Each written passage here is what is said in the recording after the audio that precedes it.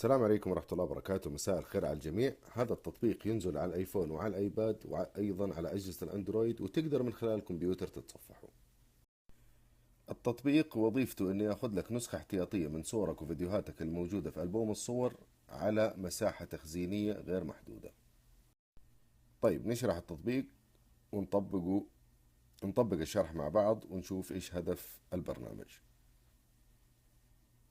اول ما بيشتغل معاك بهذه الطريقة تضغط بدء الاستخدام، بعدين تضغط موافق. بيجيك النسخة الاحتياطية. طبعا لازم يكون عندك ايميل في جوجل. طيب حتى لو ما جاتك هذه الصفحة نسوي متابعة وأوريكم هي بعدين. طيب بيجيك هذه الخيارين. طيب أول مساحة بيقول لك جودة عالية، لكن ما هي جودة العالية حق الأصلية، يعني ما هي الجودة الأصلية بس جودتها عالية، بيعطيك مساحة غير محدودة. أما لو تبغى الجودة الأصلية تبع الصور والفيديوهات اللي عندك على الآيفون أو على الأندرويد حتختار هذا الخيار، فقط بيعطيك 15 جيجا. عشان تفهم الخيار الأول، مثلا بعض صور الآيفون مساحتها 4 ميجا، ممكن ياخذ لك هو 1 أو 2 ميجا، في نفس الوقت حتكون واضحة بس 100. ففي هذه الحالة بيعطيك مساحة غير محدودة إلى ما لا نهاية، إن شاء الله مليون صورة تخزن. لكن لو تبغى الصور الأصلية والفيديوهات حيعطيك 15 جيجا. طيب لا فرضنا نخليها على الخيار الأول، بعدها نضغط على متابعة، بعدها تشغيل الإشعارات، تعطيه السماح، بعدين السهم ده. طيب هنا عرض لك نفس الصور والفيديوهات اللي عندك على الجهاز، عرض لك هي في البرنامج بهذه الطريقة. لو ضغطنا الثلاث نقاط اللي فوق،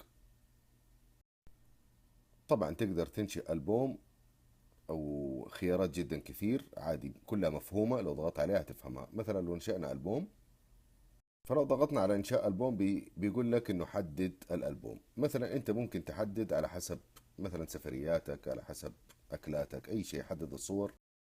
طيب احنا في أول الشرح أعطيناه إنه يسوي لنا نسخة احتياطية، هو الآن نسخها كاملة. طيب إيش عليك تسوي عشان تفرغ مساحة؟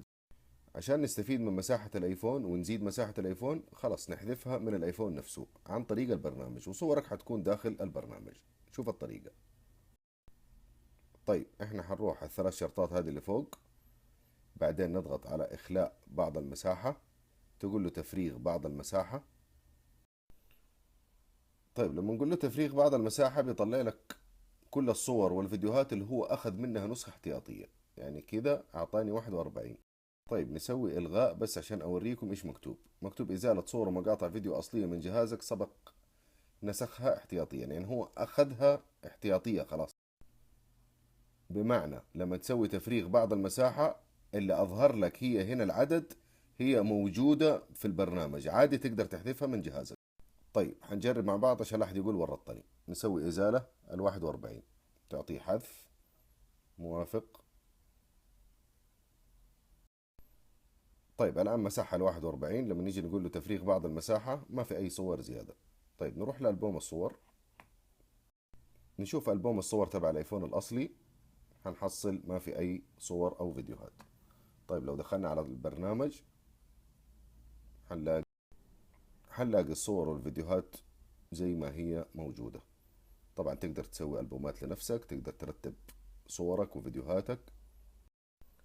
طيب الآن حنزل التطبيق على الأندرويد، حنشوف تيجي نفس الصور ولا لا. طيب نسوي له فتح، سماح، تم. طيب الآن شوف جالسة تتحمل نفس الصور اللي موجودة على الآيفون.